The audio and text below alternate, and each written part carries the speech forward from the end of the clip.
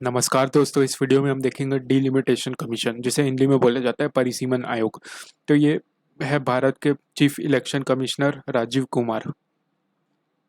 और हाल ही में भारत के लोकसभा स्पीकर ओम प्रकाश बिरला, इन्होंने 15 एमपीज को नामांकित किया कि वे डीलिमिटेशन कमीशन को सहयोग दें उनके कार्यों में।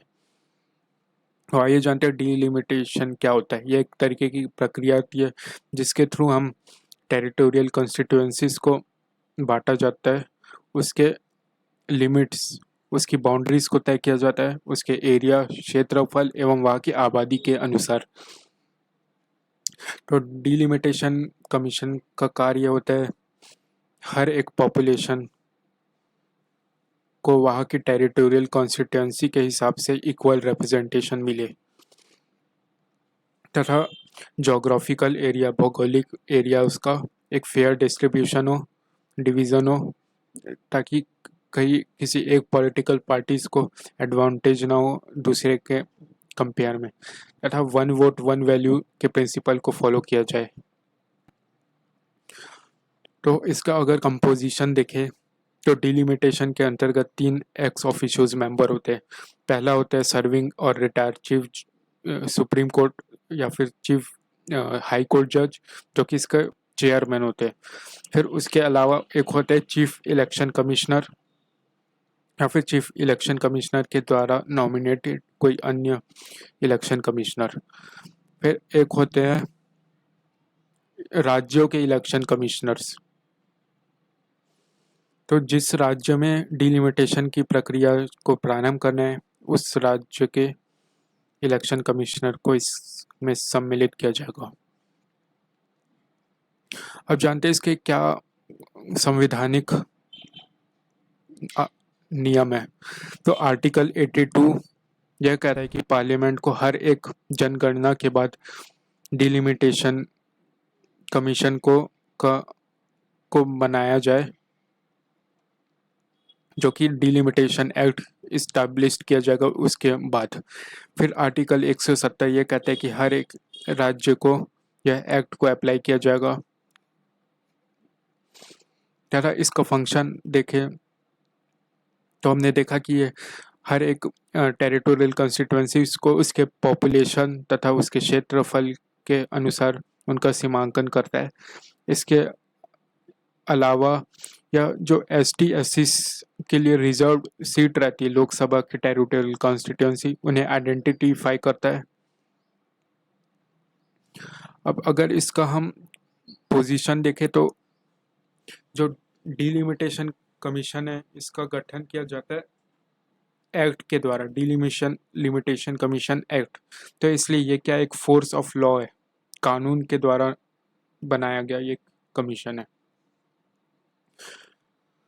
फिर जो 84th कॉन्स्टिट्यूशनल अमेंडमेंट एक्ट हुआ 2002 में, उसने आने वाले 2026 तक के डिलिमिटेशन कार्यों को पे स्टे या फिर उसे फ्रीज कर दिया था। अब हम देखेंगे कि जो पहला डिलिमिटेशन कमीशन एक्ट था वो आया सन 1952 में। फिर उसके पहले सन 1950 और 51 में भारत के राष्ट्रपति राधाकृष्ण के द्वारा इलेक्शन कमीशन के सहयोग से पहली डिलिमिटेशन की एक्सरसाइज की गई। फिर अब तक देश में 4 बार डिलिमिटेशन कमीशन का गठन हो चुका है, जो कि सन 1952, 63, 73 और 2002 के बेसिस पे बनाया गया। तथा ये डिलिमिटेशन कमीशन एक्ट 1952, 62, 72, 2002 के एक्ट के आधार पे इन कमीशंस का गठन हुआ। लेकिन हालांकि सन 81 और 91 के बाद जो जनगणना हुई, उसके बाद हमने कमीशन नहीं बनाए थे। अब हम ये देखेंगे कि क्या करंट पोजीशन क्या है। तो जब 2009 का जनरल इलेक्शन हुआ था, उस वक्त लोकसभा की 543 सीट हुआ करती थी पार्लियामेंट्री कॉन्स्टिट्यूंसी, उसमें से लगभग 449 कंस्टिट्यूंसीज को डिलिमिटेड किया गया तथा उनमें कुछ बदलाव किए गए, उनमें कुछ संशोधन किए गए। इसके कारण बहुत से देश के क्षेत्र प्रभावित हुए, जिनमें नेशनल कैपिटल दिल्ली था, फिर यूनियन टेरिटरी थे पुडुचेरी। अब हम जानते हैं कि डिलिमिटेशन के साथ समस्या क्या है। तो जो राज्य जहाँ की पॉपुलेशन ज़्यादा है वहाँ पर उनका रिप्रेजेंटेशन भी लोकसभा में ज़्यादा हो जाता है। इसका एक उदाहरण है कि जो उत्तर के राज्य है, उत्तर भारत के राज्य, वहाँ की पॉपुलेशन ज़्यादा है, इसलिए वहाँ की जो लोकसभा सीटें वो भी ज़्यादा है। जबकि जो दक्षिण भारत के राज्य है, केरला, आंध्र प्रदेश, कर्नाटक, यहाँ की पॉपुलेशन उन्होंने अच्छे तरीके से कंट्रोल कर लिया, लेकिन इसके बावजूद इनका जो रिप्रेजेंटेशन है वो कम हो गया। तो होना ये चाहिए कि जो जिन राज्यों ने अपनी जनसंख्या पे काबू किया है उन्हें एक तरीके का उन्हें उनको उनको बढ़ावा देना चाहिए तथा उनको और ज़्यादा प्रोत्साहित करना चाहिए। लेकिन यहाँ होता ये है कि डिलिमिटेशन के थ्रू जिस राज्यों की पॉपुलेशन ज़्यादा है उनका वेटेज ज़्यादा हो जाता है भारत की राजनीति में। इसका एक उदाहरण देख सकते हैं हम कि उत्तर प्रदेश, जहाँ पर भारत की इस वक्त सबसे ज़्यादा पॉपुलेशन है, कि उसकी लोकसभा में सबसे अधिक सीटें हैं, 80। उसी तरह वेस्ट बंगाल की 42 सीटें हैं, जो कि पॉपुलेशन के आधार पर है। फिर महाराष्ट्र की भी आबादी बहुत बड़ी है, तो उसकी भी पॉपुलेशन है 48। और उसी तरीके से बिहार, जहाँ का टोटल फर्टिलिटी रेशियो सबसे ज़्यादा है, उसकी आबादी भी 40 है लोकसभा में। और अगर उसके विपरीत हम दक्षिण भारत के राज्य देखें तो है आंध्र प्रदेश। आंध्र प्रदेश की सीटें है 24, केरला की है 19, कर्नाटक की है 27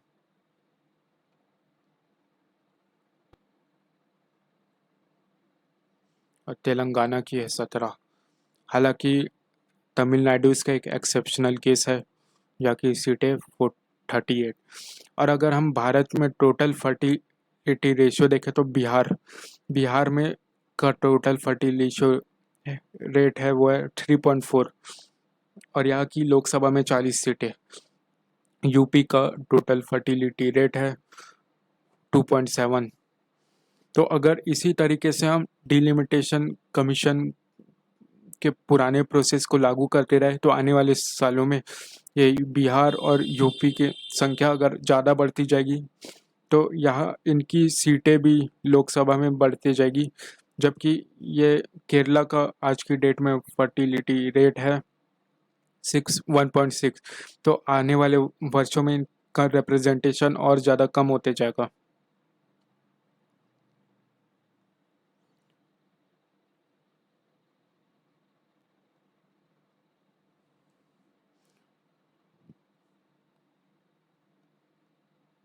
फिर उसके बाद हम अगर देखें कि 2008 में जो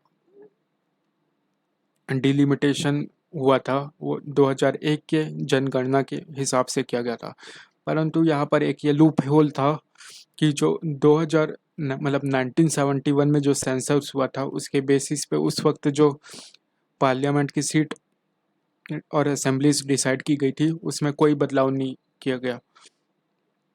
तो ये एक तरीके से राजनीतिक चालें चली गई थी जिसने पूरे डिलिमिटेशन कमीशन के एक एफिशिएंट प्रोसेस को पूरा बिगाड़ दिया।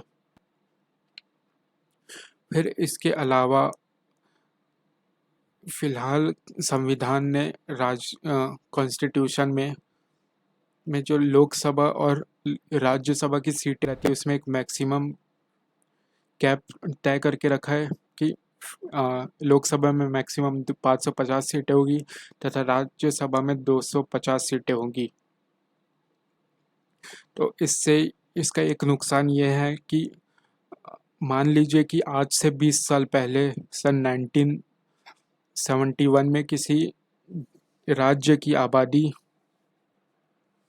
किसी कंस्टिट्यूएंसी की आबादी थी 1 लाख, तो वहाँ का एक एमएलए 1 लाख लोगों को रिप्रेजेंट करता था।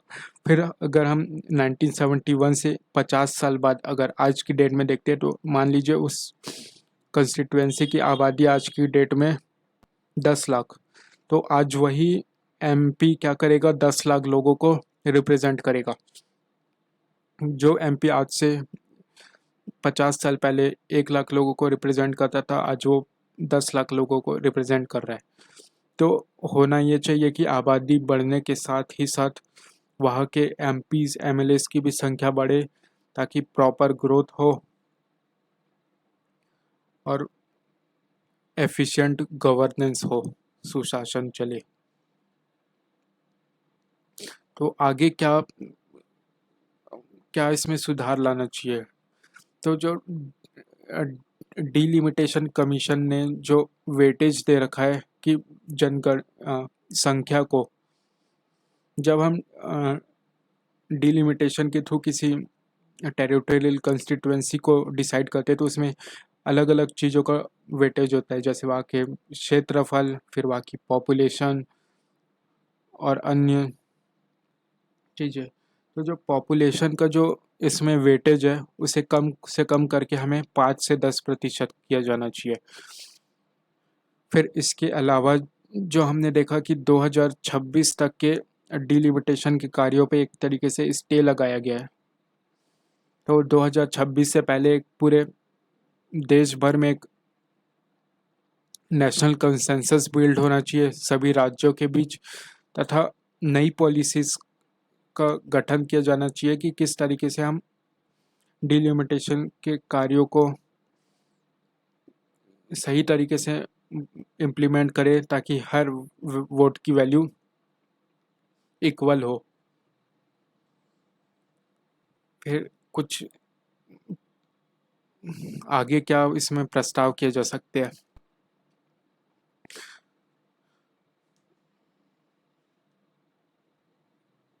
तो गवर्नमेंट ने 2026 तक के डिलिमिटेशन के कार्यों पे एक तरीके का स्टे लगा दिया था। उसने यह सोच के स्टे लगाया था कि हम 2020 तक पूरे देश में जो पॉपुलेशन की ग्रोथ है उसको इक्वल कर लेंगे।